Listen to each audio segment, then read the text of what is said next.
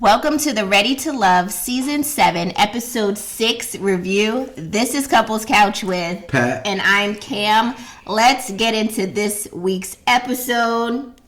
But before we do, let's get into some housekeeping. I was waiting to see what you were going to do. First, be sure to hit the like and the subscribe button to support our channel. We thank you so much for your support. Also, be sure to head on over to Instagram and follow our Instagram page. That's where we upload lots of updates. Lots of updates from me. and memes and everything. The ad to our Instagram is running right here across your screen. So go ahead and follow us one time. At Simbo.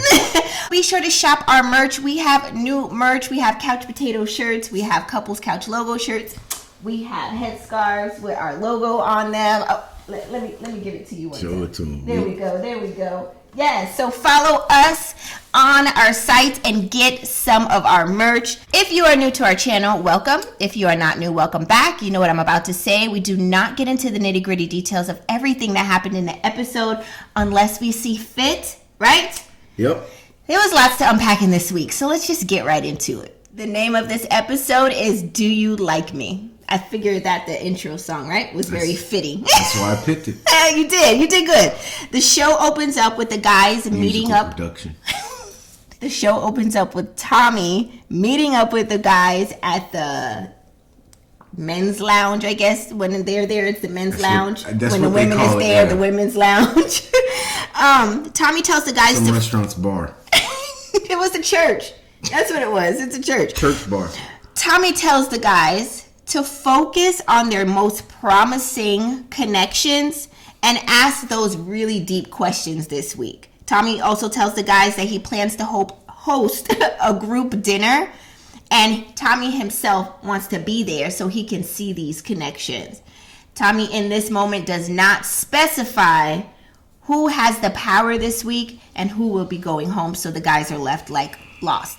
Next scene shows Blake, Anthony, and Lyndon go out on a group date with Mercedes, Cynthia, and Susu. Her name is forever Susu now, right? They play around on this obstacle course and have fun. I think Blake was like, no one was really following the rules. They just end up being like big kids and having water guns and, spraying each other and stuff. Looks like a good time. That did look like a fun date, though. Yeah, they look like they really had just a good meetup, for a good day. Anthony and Mercedes play a game of Connect Four. Was that Connect Four or was it Tic-Tac-Toe? I couldn't tell. They were dropping those little things. It looks like Connect Four to me. They do have a conversation. Mercedes reveals that she feels nervous because Anthony is already established and she may need to be taught or need a learning curve on everything that he has going on to catch up to speed with him. He was very open and was like willing to say, you know what, don't count yourself out. Like, we can make it work. Yeah. So, I didn't understand about it. Yeah, clearly. You got to. It was the for me. It was. Okay, but. And I like her. Like, Mercedes? Cynthia and Mercedes are the only two I like. Oh, you actually like something? I don't like them, but I could share company with them. Jonique. Yeah. I like her too. She's cool too. She's so like deep and down to earth. Yeah. I really like Lyndon sits with Mercedes and directly asks her, so do you like me? Like, he didn't wait. He didn't, she was just... I felt like I hit a time machine. Back in middle school. He was like, do you like me? Like, what's up? Circle yes, circle no. Thrown. She was like, honestly, I'm only feeling friend vibes from you. And she kept it a buck. She didn't play around. She was like, honestly, no, I just feel like we just cool, And that was it for that scene. Let's move into the next scene. During the date, on the obstacle course date, Blake sits down with Susu and they have a little bit of a conversation. They tell each other that they have a good connection and that they like each other. Blake says that his walls are down when he's around her because he has fun with her. So once they tell each other that they really like each other, Susu decides to go and take a seat on Blake's lap. And Blake was like, it looked like you came over here for something. And then they have the most awkwardest, sweet kiss. Yo, if y'all don't just and leave the show. Right. Y'all, nobody else likes you. Y'all have to be together by default. Right. Nobody else likes you. Because they're the same kind of person. Yeah, no one is into her. No. And none of the other women are into him. Yeah, and they both So y'all feel, just... Yeah, they both feel like they come off with some high and mighty energy. So that's why I think they gravitate towards each other. That's what I think, you know? Y'all just go be weird and make weirdness together. That was the end of the obstacle course dates. Let's get into the next few scenes in this episode. Y'all go do y'all AARP application together. Next scene shows Blue and Jeffrey meeting up for a one-on-one date, so they're alone. Jeffrey says Blue is one of her top connections, and she really enjoys him, and she just wants him to just be more assertive. And Blue in that moment heard her. He was like, I received what you're saying. So he moved his chair and sat on her side. And then what did he say, Patrick? Give me your hand. And it was this. And they just sat there, and I guess he squeezed her. Eeyore, she didn't mean like right now, like moving forward. How you not this? Give me your hand. Jeffrey says that Blue is really one of her top connections, and it's everything about Blue. She just really likes him, and Game. It's giving. I want to continue to just be a part of this series or this, and I'm just gonna latch on to somebody so I can stay on the show. Gives I want to play the game because Mark Anthony and Blue, no disrespect to anybody, but no disrespect. You can't even say their personalities are the same, or I can see physically. What do you see? What do you see? They're polar opposites.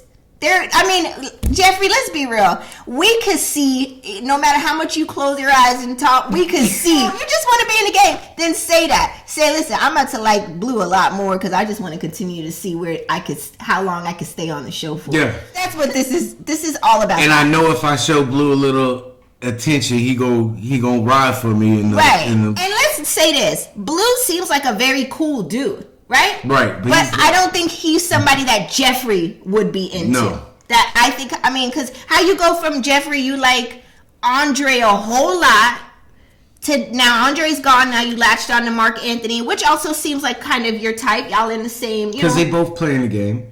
Right. And then now all of a sudden you really like Blue. Now, girl. Next, Mark Anthony sets up a group date with Tony, Jeffrey, and Jonique. Jeffrey says that she usually has a long list of things that she doesn't want in a man, but after having birth alone, because of the list of things that she, was adamant about, she realizes that she needs to be more open-minded to different things. She went deep on that one. You started to tell that tea on that. That was the most interesting information that I've heard come out of Jeffrey this whole season. Tell us more about what happened there. She had to give birth alone? That's what she said. You didn't hear that part? She said. That's what she said. Side conversation. Do y'all not see that coming? I'm being real. I know. Or is it because you're in this, back in the day when I would be in the same, I'm old now. Somebody come to me like, yo, I'm having a baby. I'm like, why, bro? We're 40. Why would you do that? But back in our 20s, if a dude was like, yo, I'm having a baby, I knew right away, this is... Bad move. Yeah, he's not going to be there. Yeah. Y'all don't see him that way? Okay, so then Mark Anthony says that Jeffrey opening up about such a personal topic makes him feel even closer to her, in that moment. Jonique chimes in and says that she really loves an alpha male because an alpha male, she feels like she can confide in him, trust in him, he'll take care of business. Tony says that Jonique knows what she wants in a man, and that just does something to him, and that just adds her to his list of connections. Meanwhile, Jonique is saying that Mark Anthony is just, she don't know much about him, and there's no real spark there, and there's no connection there for her. And she just knows, she doesn't know whether or not Mark Anthony is really there for the right reasons. First of all, Tony say that about everybody. Him and his shoulders sit right there and say whatever. Know what she want from a lady, but from a man. Next scene, shoulders up again. I like that she wants to be taken care of. And she was bro. Come Come on, Tony. Come on. Lioness shoulders, bro. Oh my God. Let's move into the next scenes where the couples now meet up for that group dinner that's hosted by Tommy. Let's get into it. This is where the energy, the life came into the episode. The singles meet up for the group dinner. Lyndon and Morgan end up sitting off to the side and talking during the dinner. And Lyndon said he really had no plans of trying to, meet up with Morgan by himself and talk to her. But they tend to have the same type of personality, so they gravitate towards each other. Meanwhile, Tony sees what's going on, and he's like, I don't know why Morgan's over there trying to butter up Lyndon, knowing he ain't got no chance, especially with me being in the mix. Now, Tony, come on. There you go, showing his real self. Tommy arrives and joins the group. Tommy tells the singles that, hey, Andre has called me and said that he's COVID-free and he's been having some second thoughts and he wants to actually rejoin the group. So I want to ask all of y'all here, how do y'all feel about Andre coming back? Everybody was looking around. They were like, do you have any issues? Tell me now. How do you not? If it's a competition, I'd have been like, no. Why? Tell me one good reason for him coming back on here. How that helps me and my chances in finding love. Surprisingly, no one said anything about what I would think people would say that because it is a competition. You're getting voted out every week, right? Yeah. No one said that. They were like, let my brother back in. Yeah, let him back. I don't have no issues. Cap. So then Tommy proceeds to pick up his phone and calls Andre and say, yo, bro, they say you could come back. And right as we were about to hear Andre say something, boom, Andre walks through the door. Andre walks back in like, yo, like, welcome to Jam Rock. Jam Rock, jump with in your handbag, your knapsack it in your backpack. This melody your girlfriend contact, some wine and now this. All right, let me get you out of my jacket. Hold on, don't break the seams of my coat. Won't even get over my wrist. Your wrist is too big. How did you get it on here? Wait, don't break my blazer. Hold on now. Fat ass wrist. So whole time Andre's walking in like Jam Rock, right? Yeah. Did you notice that Jeffrey's face was rolling her eyes and she was like taking a deep breath, like when Tommy was asking, should he come back? And I'm thinking, why are you acting so extra about it? Because you were saying that Andre was one of your top connections in the beginning. But she did make a small mention that she's now connecting with Mark Anthony. And I guess she didn't want anything to interfere with that, Mark Anthony and Blue. But I'm like, for you to be rolling your eye, like it just looked like aggravation that he was back. She's just weird. Anyways, Tommy tells the group that this dinner marks the halfway point and one man and one woman will go home tonight. Everybody starts getting a little shook. Yeah, Andre was, wait. I just want to let it be known. Oh, wait. Yeah, I thought we was cool with everybody, but almost everyone in the room reached out to me. Tommy gave the floor to the group to let everyone speak their piece and tell their truths about how they feel about everything and everybody. And Andre did go first. He said that he is disappointed. Why are you going first? You just got here. Told the group that he's disappointed in Mercedes because she never reached out to even see about him or give him any support. You were no longer a contestant and you shouldn't be anymore. You were no longer a part of the process nor the game. So why would I reach out to you? Fair. It's like, I guess she's like, yo, I just met you, and then by week 2 you was gone. So I guess I was like, yo, he done. He out of here. 2001, like telling people you got COVID is not the same. Like, yo, in 2001 I got COVID. Oh my God, bro, we gotta reach out, start a GoFundMe for my dog. He got COVID. It's 2023. Like, you got COVID. Did they give you your antibiotics? Well, then. Did you do your 14 days? Yeah, you got your mask. Alright, bro. What are you talking about? You the one that I got COVID. I got to pull out of the show. Alright, we all vaccinated. You can still come around. Like, I can't. So then Cynthia moves on and But what says, you ain't gonna do is get the first floor. You get to tell people about themselves. You ain't even been here. I don't know how he got this much, No. right. Is your aunt a producer on the show? I don't know how he ended up with so much pull to go first, to come back in. And that's why you don't let people back in. Like he runs things. You can't even do that in pickup ball. Like if you had to go and talk to your girl, somebody else stepped in for you. That's it. You gotta wait till the next game. Yeah, You don't. Oh, she tripping, but we done with it. No, you done. We already scored 3 points. You don't get no get backs, bro. He got to go first. Tommy gave him everything. And then he came in with such authority about it too. Yeah. That was the thing. Who are you, Kyrie Irving? He was like the senior of the group. You know what I mean? Bro, I gave you dab. I do like Andre though, but he came in real extra with it. Yo. Hold on now. Come on. And your little jacket need to go on somewhere. Take a seat, bro. Let me get back on track. Cynthia says Mark Anthony is young and she's not sure if he is ready to even be in love. Meanwhile, Susu says Mark Anthony also seems like he's still trying to learn himself and she's not sure that he's ready. So everybody was kind of piling on Mark Anthony a little bit and he was like, yo, I didn't even know this about myself, but y'all make a point. He was like, okay, I Just see because y'all y'all point. just went to your benefits meeting for your retirement or work, I'm the appropriate age for the show. Y'all are just cougars out here trying to get mad at me. They went to their benefits retirement Yeah. the pre-meeting that they give you. Come on down, see your benefits. Andre says Susu, he gives another insight, that Susu gives People off. how that mean, like, oh my God, I wasn't ready. I gotta work till I'm 73. Stop! Focus. Andre says that Sue gives off above everybody energy and he's just not sure, why, she's even here. Meanwhile, Jonique says Blake acts like he's superior to everyone and talking to him is not pleasant and she has nothing to say to him. I like Jonique. She just calls a spade. She don't mince words. She just give it to you straight. Let's move into the final few scenes of this episode. You ready? Yeah.